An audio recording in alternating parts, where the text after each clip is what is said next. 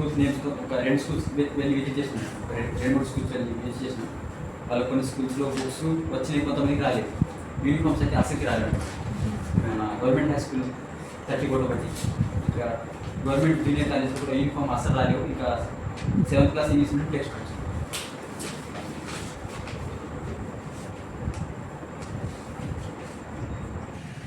నమస్కారం అందరికీ.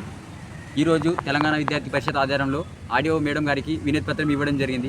ప్రభుత్వ పాఠశాలలో ఇప్పటి వరకు దాదాపు స్టార్ట్ అయ్యి కూడా విద్యార్థులందరూ కూడా చదువుకోవడానికి ఇప్పటి వరకు కొంతమంది విద్యార్థులకు బుక్స్ రాని పరిస్థితి ఉంది. అలాగే నోట్స్ బుక్స్ కూడా కొన్ని స్కూల్లో ఇవ్వలేదు.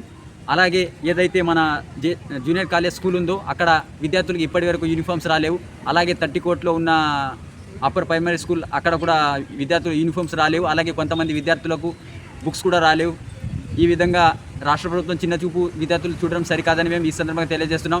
వెంటనే ఇప్పటికైనా విద్యాశాఖ అధికారులు స్పందించి రాష్ట్ర ప్రభుత్వం దీనిపైన వెంటనే ఏదైతే మేము ప్రభుత్వ పాఠశాలలో అన్ని మౌలిక వసతులు కల్పిస్తున్నామని అంటున్నారు, కానీ ఈ విధంగా స్కూళ్ళలో వెళ్ళి చూస్తే మాత్రం విద్యార్థులకు ఇప్పటికి కూడా బుక్స్ రాని పరిస్థితి, నోట్ బుక్స్ రాని పరిస్థితి. ఈ విధంగా పాఠ్యపుస్తకాలు లేకపోతే వాళ్ళు సిలబస్ స్టార్ట్ అయింది కానీ ఏం చదువుకోవాలని ఈ సందర్భంగా తెలియజేస్తున్నాం. వెంటనే విద్యార్థులకు బుక్స్, యూనిఫామ్స్ ఏమేమైతే సౌకర్యాలు ఉన్నాయో రాష్ట్ర ప్రభుత్వం తరపు నుంచి అన్ని కూడా మౌలిక వసతులు కల్పించాలి పాఠశాలలో. మేడం కూడా స్పందించి వెంటనే అన్ని విద్యార్థులకు కూడా వచ్చే విధంగా చర్యలు తీసుకుంటామన్నారు.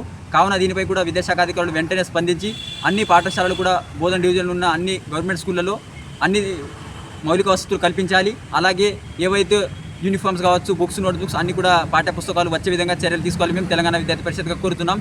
లేని ఎడల దీనిపైన మేము పెద్ద ఎత్తున నిరసన కార్యక్రమాలు చేపడతామని ఈ సందర్భంగా తెలియజేస్తున్నాం.